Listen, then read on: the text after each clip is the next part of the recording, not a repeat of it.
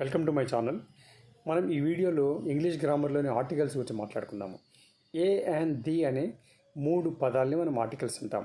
A an అనేవి indefinite articles, the అనేది definite article. మనం ది లేదా ద గురించి తర్వాత మాట్లాడుకుందాము. ఈ వీడియోలో ఏ యాన్ గురించి మాట్లాడుకుందాము. ఈ ఏ అండ్ ది అనేవి డెమాన్స్ట్రేటివ్ అడ్జెక్టివ్స్ కింద చెప్పబడతాయి. ఏ యాన్ అనే రెండు ఒకటే అర్థాన్ని ఇచ్చినా కూడా వాటిని ఉపయోగించే విధానం వేరు. ఇంగ్లీష్ లాంగ్వేజ్లో మనకు 26 లెటర్స్ ఆఫ్ ఆల్ఫాబెట్ ఉంటాయి. అందులో AEIOU అనే 5 అక్షరాలని మనం వావెల్స్ అని, మిగతా వాటిని కాన్సనెంట్స్ అని అంటాము. ఈ వావెల్స్తో మొదలయ్యే పదాలు లేదా వావెల్ సౌండ్ ఇచ్చే పదాల ముందు యాన్ యూజ్ చేస్తాము. For example an apple, an egg, an ink bottle, an orange, an umbrella. ఆ విధంగా మిగతా అక్షరాలు కాన్సనెంట్స్ మొదలైతే a table, a chair, a bench, a ball, ఇవన్నిటి ముందు ఏ యూజ్ చేస్తాం మనం. అయితే కొన్ని సందర్భాల్లో ఒక పదము కాన్సోనెంట్తో మొదలైన ఆ కాన్సోనెంటు సైలెంట్ కావడం వల్ల తర్వాత పదం వావెల్ కావడం వల్ల మనం యాన్ యూజ్ చేస్తాము. For example hour, honour, honest. వీటిలో హా కాదు, honest, hour, honour, H silent అనమాట. హాఫ్ అన్ అవర్ అంటాం కానీ హాఫ్ అన్ హవర్ అనం. సో అట్లాంటి సందర్భాల్లో మనం వాటి ముందు యాన్ యూజ్ చేయాలి.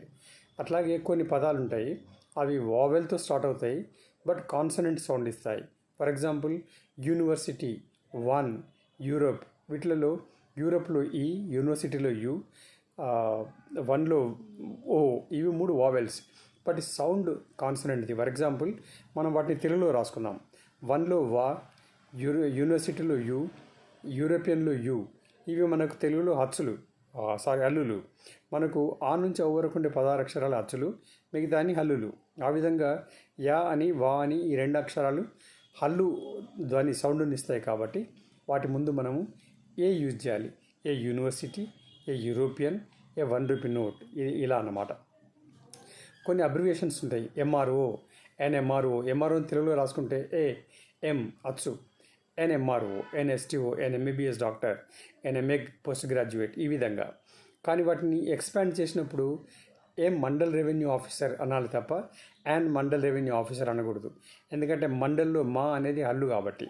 సో ఈ విధంగా మనము ఒక హల్లు సౌండా అచ్చు సౌండా గుర్తించడానికి మనం వాటిని తెలుగులో రాసుకొని, ఒకవేళ హల్లు సౌండ్తో మొదలైతే ఏ అని, అచ్చు సౌండ్తో మొదలైతే యాన్ అని వాడడం చాలా ఈజీ మనకు.